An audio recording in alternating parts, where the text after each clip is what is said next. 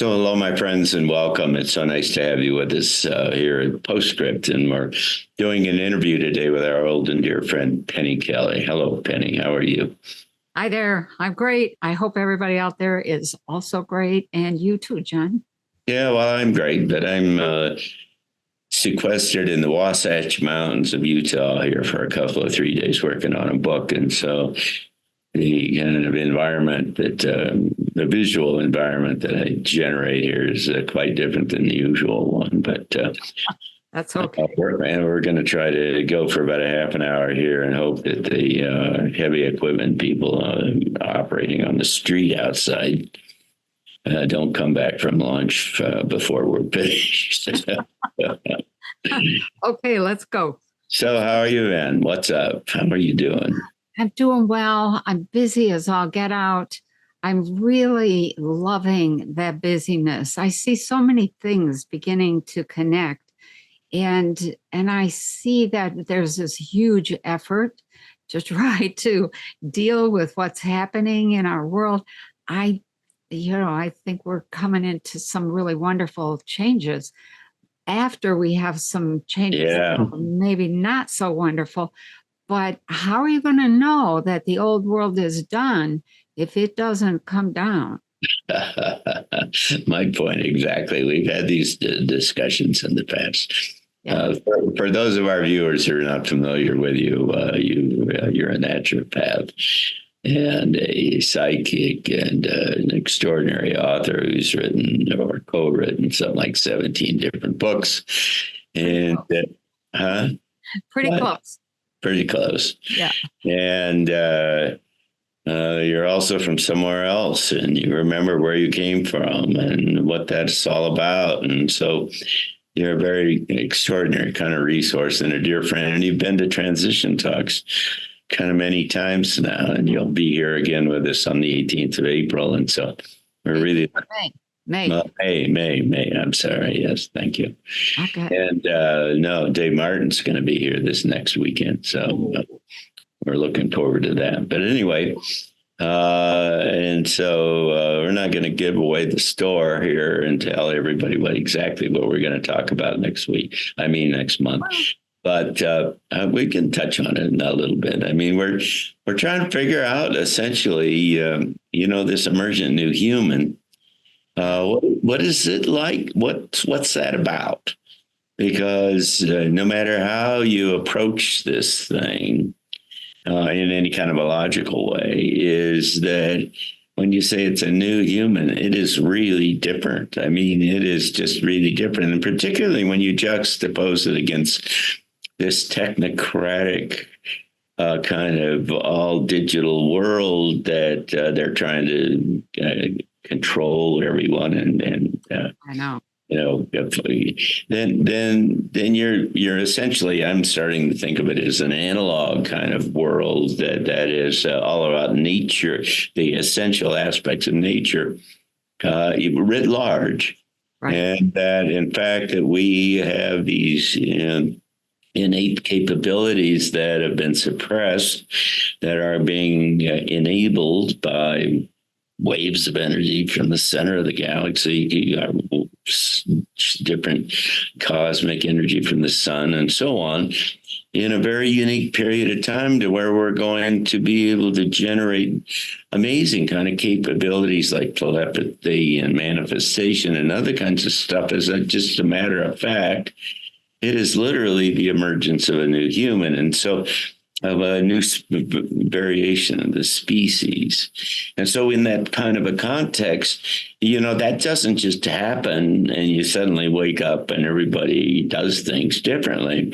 There is a whole new understanding of how reality works that shows up in this framework that supports the whole ideas and the whole things. I mean, you don't start manifesting tomorrow and not think about, well, wait a second, how does this all work? And more likely, you kind of think about, how does this all work in a different way?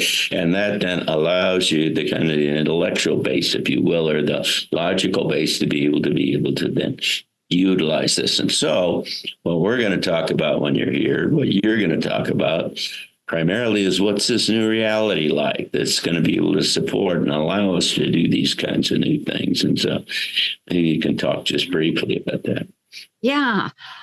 I have to say, I have to add one thing. You were talking about logic and the changes from logic to feeling plus logic. You can't have one or the other. That's right. Absolutely. It's a half of a job, half of a human. Okay, because feeling. Well, it's about balancing. Yeah, sure. Yeah. Yeah. So, and I'm going to say this as well. The reality is the reality. How we use that, you have to understand how we use it. How does all this come to be? Who makes all this stuff? And what are the factors? What are the actual mechanics of that? And I think when I come to Berkeley Springs, I'm going to bring some slides that really show what's going on in the brain, how we are creating, how we're pulling stuff out of the soup with ourselves. And once you get that, then you've got a mechanism by which you can say, okay, how do I do something different? Yeah, what else can I do here? Yeah. Exactly. Yeah, so there's a whole lot of what I think is very critical information that I think it's time to start sharing that information. And the other thing I would say is that you made the comment, you don't start manifesting tomorrow. No, you don't.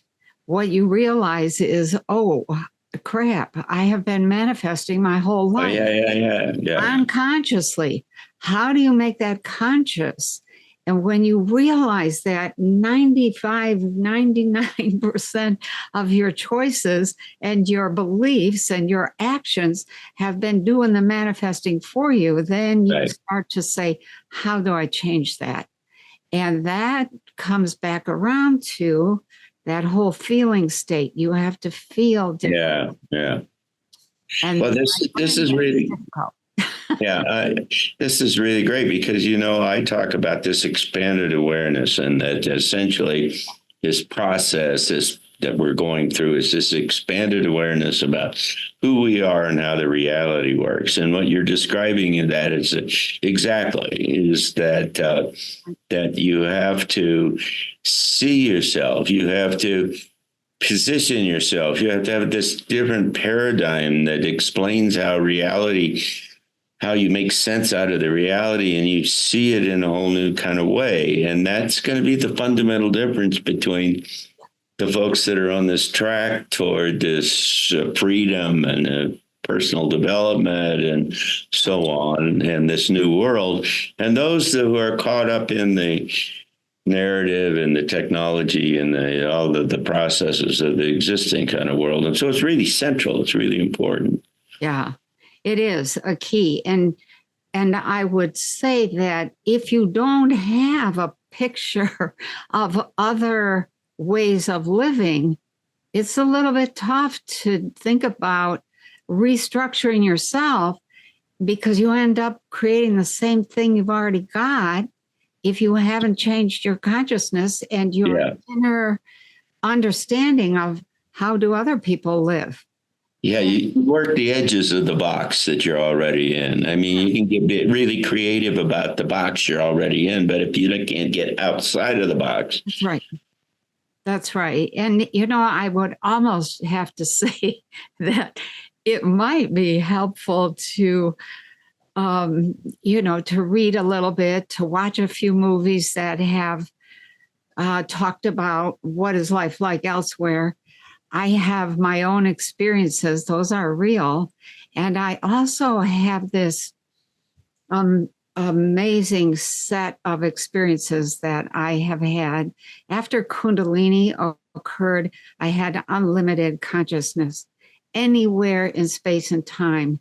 Anything I was curious about whether I was aware of being curious or not. That information was pouring in, and it was very difficult to sort out, what was happening, because I didn't realize this is how asleep I was. Yeah. I didn't realize what I was, I guess I'll say, reaching for.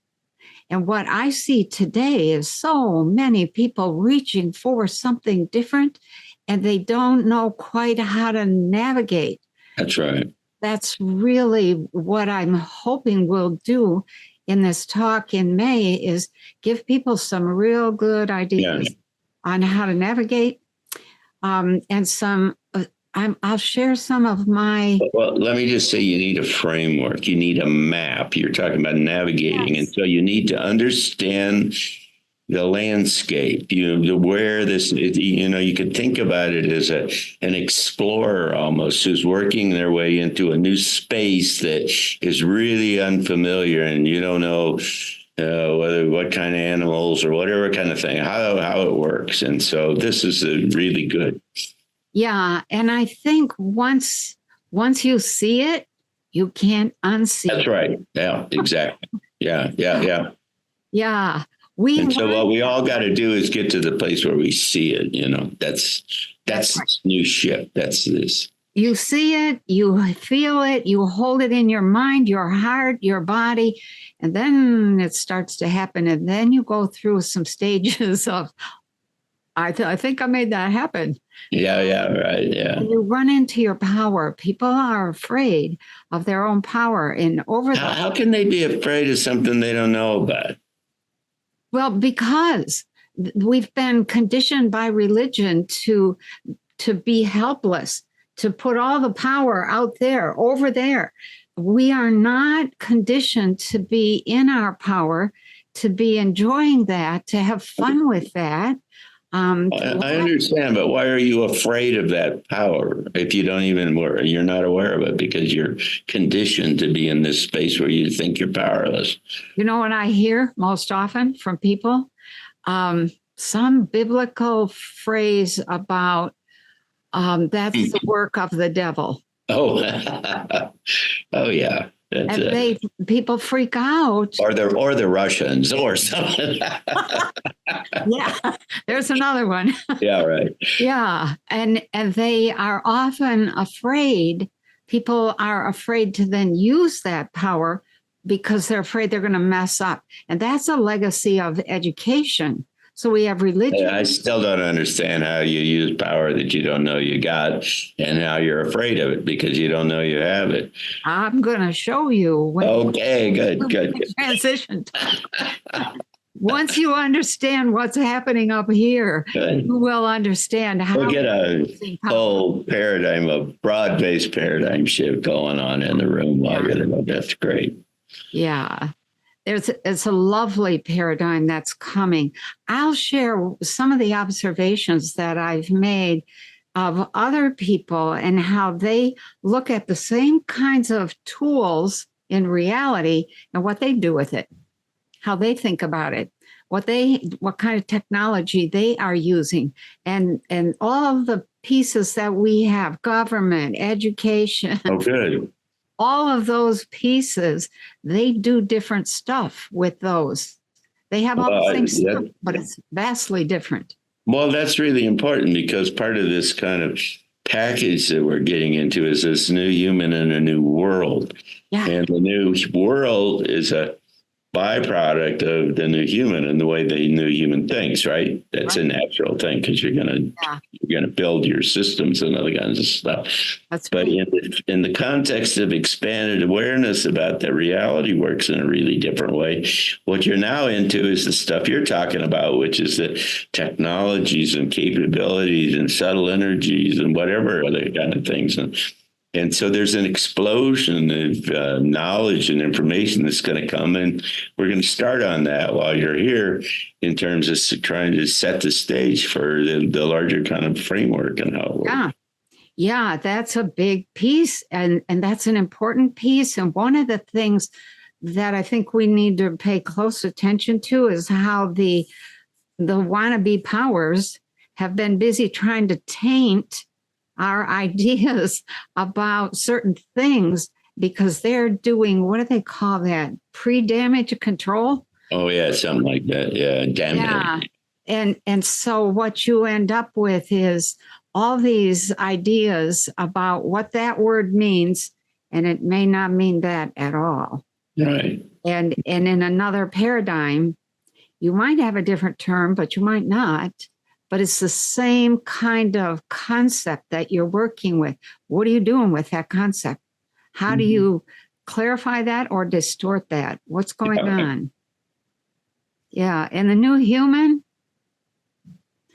I have to say that, over the years and years of research that I have been doing and exploring consciousness, the big thing for me has always been consciousness.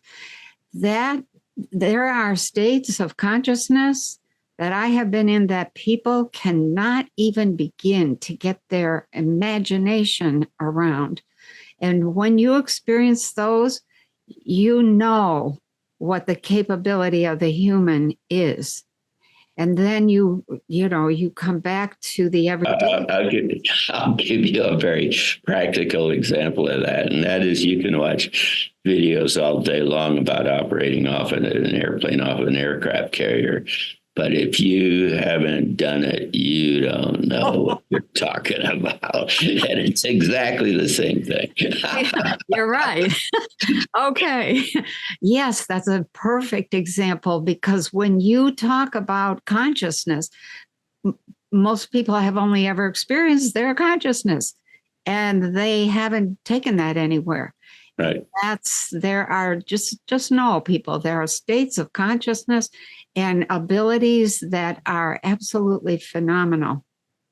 And what you're doing is essentially making the case that you have to move from where we are to a new space into this new consciousness in the same way that I had to go through all this training and all this exercise, this stuff to learn how to fly an airplane. Yeah. But it's the same kind of thing. You can't sit there and just think about it and read about it. This is experiential. This is becoming someone different, seeing the whole reality in a new way. Becoming someone different. Yes. And once you integrate that perspective, those skills, those abilities, the entire reality looks different. And it keeps on looking more and more different. And there comes a point for most people who are developing themselves when I call it, they start to fiddle. They fiddle with this and they fiddle with that. And I spent a long time fiddling with how do I respond? Just give an example. How do I respond in this situation? And I would have my response, and then I'd think, and then I would say to whoever I was talking with, just a minute, erase that. And they would be like, what? And I would say, let me try that again. And I would give a different response. And then I would say, wait, let me tweak that one more time. And I would give a third response. And by that time, the whole thing between us had changed character. Yeah. And what they were watching was somebody literally in the act of changing themselves and their response. And very often they would say, what were you doing there? I don't know. What were we talking about? So, yeah, there's a whole lot of on the, what do you call that? On your feet kind of change that you have to be willing to do. On the fly, yeah. Mm-hmm. On the fly. Perfect term for you, John. On the fly. Yeah. Yeah. And what that leads to is playing with situations in your mind before you actually get to them and doing what you call scenario building. Is that what you call it? Planning, yeah. Scenario planning. If I run into this situation again, what am I going to do? How am I going to respond? How do I want to feel? Right. And what that is, by the way, is looking at the map a well-populated map beforehand and saying, if I go this way, I'm going to run into these kinds of things, or if I go this way, I got a different set of situations, but I've thought about it beforehand. And you know what you're going to do in each one. Yeah, exactly. It gives you the ability to do contingency planning and do the implications analysis. What might that mean? Exactly. And what that means is you are changing yourself. Literally, you change your frequency signature. We are just a pile of. Yeah. We have a signature. That signature carries all the information about us. And it's all embedded in there. We're just like an acorn. Right. You add the right conditions and it starts expanding and it changes character completely. Yeah. That's what happens with a new human. You become different. You enter 4D consciousness or 5D. Those are just popular terms for a different way of contributing to the world. And when you start contributing something different and you start aligning with other people, you start having an impact. And you might not see that for quite a long time, but it's nothing, boom. All of a sudden, it all changes.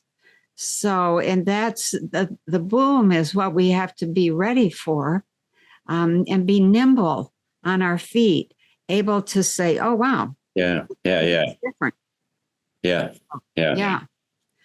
And we're at that place in our world where we need to be nimble on our feet. I like to think of it as being able to dance, to be able to change with the music, to be able to adapt. Yeah. And many times, not really understanding what's coming next. You need this openness, I talk about permeability, but this ability to kind of take on, and then from your intuition, wherever you get the information, is to be able to then adapt and be willing to do that. Which is really a different mindset from saying, I think I know how this works. And I think I know who I am, and whatever, I don't do that or something. There's a tentativeness in the whole thing that is an openness and this willing to explore again. Right. And what happens when you do that? You begin to slow down time.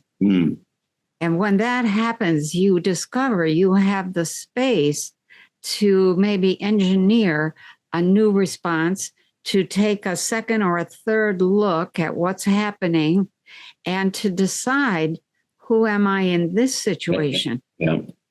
And that's exactly what you want, is to be able to slow that time down. That's one of the steps in becoming multidimensional. Right. And one of the goals in becoming a new human is to move from linear thinking to multidimensional thinking. And I think I talked about that last year when I came to transition talks. But maybe a little bit of a reminder would probably be good. Yeah, it would, I think. Yeah. And that once you do that, once you begin to slow down time, then you discover you own time. So then all things are possible, and all states of being are possible. And there are so many examples. All right. So all things are possible. Let's just take a quick, for the last 6 or 7 minutes that we've got here. Okay. Let's look at it the next couple of 3 months and talk about what kind of possibilities there are and where that's all going, because that's going to influence this, because there's a good bit of things that are going to probably happen between the time now and when you show up. Okay. Yeah. A good bit of things. That's an understatement. So what we're seeing as we go through the next 3 months is it's like the final stages, not quite, but almost, not till we get to October, but the major pieces, major sector changes. Sectors are government, finance, business, science, Right. et cetera, education, food. So what we see coming are these final changes that are red flags. Yoo-hoo, our reality, the old world is done. How do we know it's done? When it's not working anymore. Yeah. When it's not working, do we then go, oh, the world is, sky is falling? What is that, Henny Penny kind of thing? The sky is falling. Or do we say, okay, do you stay calm, expand your space and your possibilities and observe and do not feel like you have to respond in any particular way? It's not your problem and it's all your world. And I'll say more about that when we get together. But if you can do that, if you can just kind of stay there and watch, you explore, you open the door to other possibilities. Okay, give us a couple of examples of what might be coming downstream, and then we'd say, so then how do you deal with it? Okay, so one of the things I've been seeing is that the relationship, and this is a small thing, the relationship with Israel and the US government begins to crack up in just a few days from now. Another thing that I've been seeing, let me say this. If and when that happens and begins to come apart, there are financial changes that will occur. There are certainly changes that would happen in Gaza, et cetera. And there's a whole host of political things that will take shape that offer us an opportunity to do something different in our relationships with other countries. And Israel is our like number one ally. They are, maybe they're our number one, or we're their number one, which is hard. Yeah, I think it's more like something like that. I don't know. Yeah, I think we're their number one ally because they're really pulling a lot of strings, and they have been for a long time. And they have a vision and a goal, and it's been in operation for a very long time. So when you see what I'm going to call the pressure point, that's when you have an opportunity to act just using consciousness. And that consciousness then has to be followed with action because the two go together. So we could possibly see that because of that collapse, something happens with Joe Biden. Yeah. He's their main puppet. Sure. Okay. So another thing that appears to be coming is there's some big trouble financially. That involves BlackRock and a big struggle involving BlackRock. There are issues that have financial issues that have been put on the table. Well, let's put it that way. Those financial issues have led us to believe we have no power, we're helpless, and we just have to do what they say. Well, that is not the case. And an example of that is all of the squatters that are in houses. Right. What if the financial system collapses? The people of the world, the people of the US say, oh, I can't pay my mortgage. Now you want to use the information at hand and become a squatter in your own home. You refuse to leave. Yeah. Okay. You say, well, that's your problem, Mr. Banker. That's not mine. I'm willing to pay. So, that changes everything. Another thing that's happening is a lot of layoffs. Millions of people are going to be laid off from their jobs over this next 3, 4, 5 months. And those people they have two choices. They can freak out and decide that they're going to be angry and get homeless and all that stuff. Or they can begin to communicate and say, okay, how do we look at this? There are lawyers among them who will be saying, I'm looking for an example case. And that example, I've seen this a couple of times. Somebody becomes a perfect example of how to counter this whole loss of job, can't pay my mortgage kind of thing. So those are changes or examples of the kinds of changes that we can make. They may not, for most people, they would not be the choice you would make if everything was working.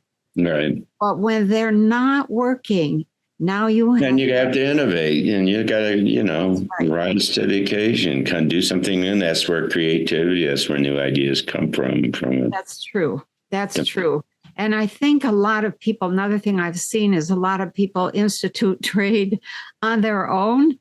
Locally, trade bumps up, food production bumps up, that food production among locals. Yeah. That way, not in the big companies. They're busy taking those down. Yeah. And so that right there, getting your hands in the soil, that changes people at the core and goes back to that analog being that you mentioned when we first started talking.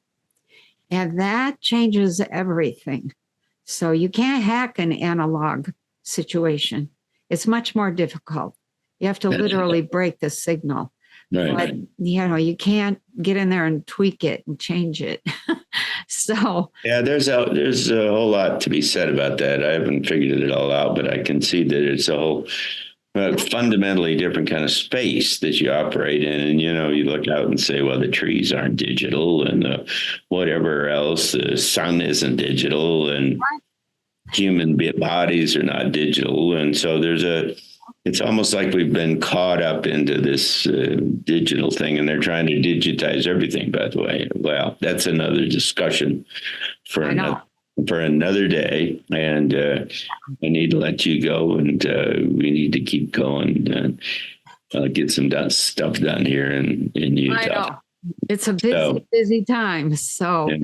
And there's a whole lot of stuff. I mean, if you look at other people who are prognosticating about what's coming upstream, the next couple of months are going to be wild and crazy. And so, so you'll be wild and crazy with them. Yeah. Without losing control of yourself. Yeah. Without being dependent, and being driven by the whole thing. Yes. All right. So you're going to be with us on the 18th of May. It'll be a wonderful Saturday. We're going to be live in Berkeley Springs, our little resort town. It's just 100 miles from Washington and Baltimore. And we will live stream this all over the world, wherever you happen to be. If you're a viewer and you would like to participate, you can do that in any of 2 different ways. And we'd love to have you with us. Hey, John, are people going to be able to ask questions? Oh, yeah. Yeah. I enjoy that. We're going to do that. And you and I are going to sit up there and ask some questions to each other and so on. So, all right. It'll be a fun day. Okay. But thank you so much. And appreciate, always fun to see you on Quartet and all the other kind of programs that we do. And it'll be fun to have you in our town again. And for all of you who are viewers here, thanks for being with us on PostScript here in this interview. You can find out a whole lot more about what we do at arlingtoninstitute.org. And we hope you come and plug in and put your thumbs up and subscribe and all, and share, right? You got it all. Do all of these things, please. Right. I know. So thank you. Thank you, everybody. Come join us on May 18th. Yeah, see you. Yeah, bye-bye.